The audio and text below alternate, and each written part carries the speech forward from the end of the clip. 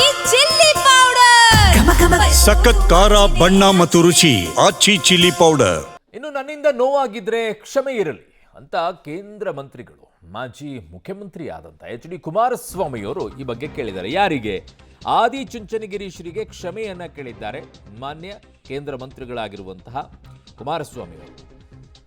ಕುರ್ಚಿ ಕದನದ ಬಗ್ಗೆ ನೀಡಿದಂತ ಹೇಳಿಕೆಗೆ ಕ್ಷಮೆ ಕೇಳಿದ್ದಾರೆ. ಈ ಹಿಂದೆ ಬಾಲಗಂಗಾಧರ ಶ್ರೀಗಳು ಸಮಾಜದ ಗೌರವವನ್ನು ಉಳಿಸಲು ಬೀದಿಗೆ ಬಂದಿದ್ರು. ಅವರಿಗೆ ದೇವೇಗೌಡರು ಕೂಡ ಸಿಎಂ ಆಗುವ ಬಯಕೆ ಇತ್ತು. ನನ್ನನ್ನು ಕಂಡ್ರೂ ಕೂಡ ಬಾಲಗಂಗಾಧರ ಶ್ರೀಗಳಿಗೆ ತುಂಬಾ ಇಷ್ಟ ಆಯಿತು. ನನ್ನಿಂದ ನಿರ್ಮಲಾನಂದ ಶ್ರೀಗಳಿಗೆ ನೋವಾಗಿದ್ರೆ ಕ್ಷಮೆ ಇರಲಿ. ಮಂಡ್ಯದಲ್ಲಿ ಶ್ರೀಗಳ ಸಮ್ಮುಖದಲ್ಲೇ ಕ್ಷಮೆ ಕೇಳಿದ್ದಾರೆ ಕೇಂದ್ರ ಮಂತ್ರಿ ಕುಮಾರಸ್ವಾಮಿಯವರು.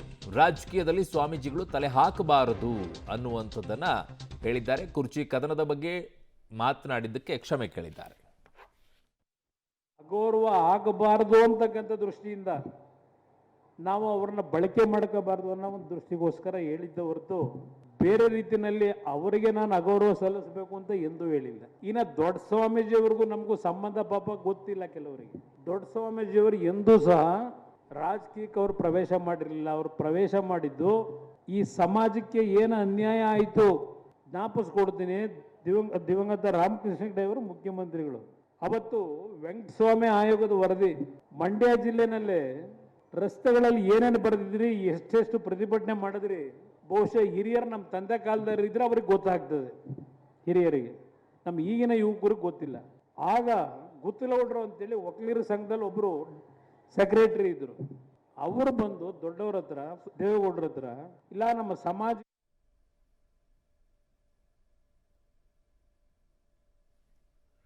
ನನ್ನ ಸಹೋದ್ಯೋಗಿ ಈಗ ಮಂಡ್ಯ ಪ್ರತಿನಿಧಿ ರೋಹಿತ್ ನನ್ನ ಸಂಪರ್ಕಕ್ಕೆ ಸಿಗ್ತಾ ಇದ್ರೆ. ರೋಹಿತ್, ಈಗ ಕ್ಷಮೆ ಏನೋ ಕೇಳಿದ್ದಾರೆ, ಬಟ್ ಆಗಿರುವಂಥ ಡ್ಯಾಮೇಜ್ ವಿಚಾರದಲ್ಲಿ ಆಗಿರುತ್ತೆ, ಅದರಲ್ಲಿ ಯಾವ ಅನುಮಾನನೂ ಕೂಡ ಇಲ್ಲ. ಬಟ್ ಶ್ರೀಗಳ ಈ ವಿಚಾರದಲ್ಲಿ ಏನಾದರೂ ವೇದಿಕೆ ಮೇಲೆ ಮಾತನಾಡಿದ್ರಾ? ಏನಾದರೂ ರಿಯಾಕ್ಷನ್ ಬಂತಾ ಇಲ್ವಾ?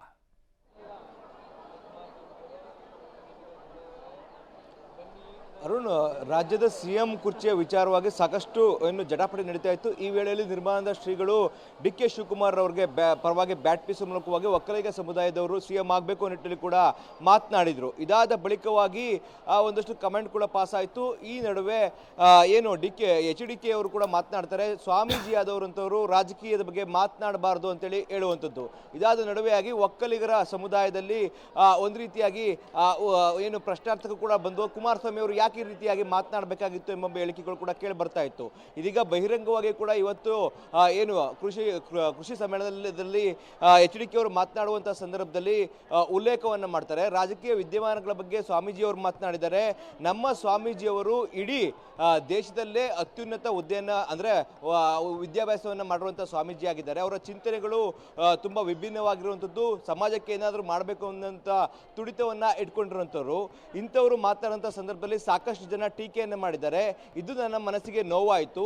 ಹೀಗಾಗಿ ಕೂಡ ನಾನು ಸ್ವಾಮೀಜಿಯವರು ರಾಜಕೀಯದ ಬಗ್ಗೆ ಮಾತನಾಡೋದು ಬೇಡ ಅಂತೇಳಿ ಹೇಳಿದ್ದೆ.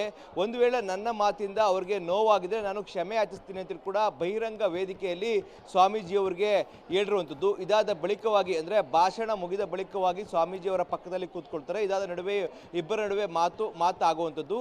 ಆ ಸಂದರ್ಭದಲ್ಲೂ ಕೂಡ ಏನು ಕುಮಾರಸ್ವಾಮಿ ಅವರು ನನ್ನಿಂದ ಏನಾದ್ರು ತಪ್ಪಾಗಿದ್ರೆ ಕ್ಷಮೆ ಯಾಚಿಸ್ತೀನಿ ಅಂತೇಳಿ ಕೂಡ ನಿರ್ಮಲಾ ಶ್ರೀಗಳಿಗೆ ಹೇಳಿರುವಂಥದ್ದು. ಇದಾದ ನಂತರವಾಗಿ ಶ್ರೀಗಳು ಕೂಡ ನಕ್ಕು ಸುಮ್ಮನಾಗಿದ್ದಾರೆ. ಅವರು ಓಕೆ ರೋಹಿತ್, ನಿಮ್ಮೆಲ್ಲ ಮಾಹಿತಿಗೆ ಧನ್ಯವಾದಗಳು. ಸೊ ಈ ವಿಚಾರದಲ್ಲಿ ಅವರು ರಿಯಾಕ್ಟ್ ಏನು ಮಾಡೋಕ್ಕಾಗತ್ತೆ, ಆಯಿತು ಅಂತಾರೆ ಅಲ್ವಾ? ಇನ್ನೇನು ಹೇಳೋಕ್ಕಾಗುತ್ತೆ ಶ್ರೀಗಳು? ಇಲ್ಲ ನೀವು ಹೇಳಿ ತಪ್ಪು ಅಂತ ಹೇಳೋಕ್ಕಾಗತ್ತಾ?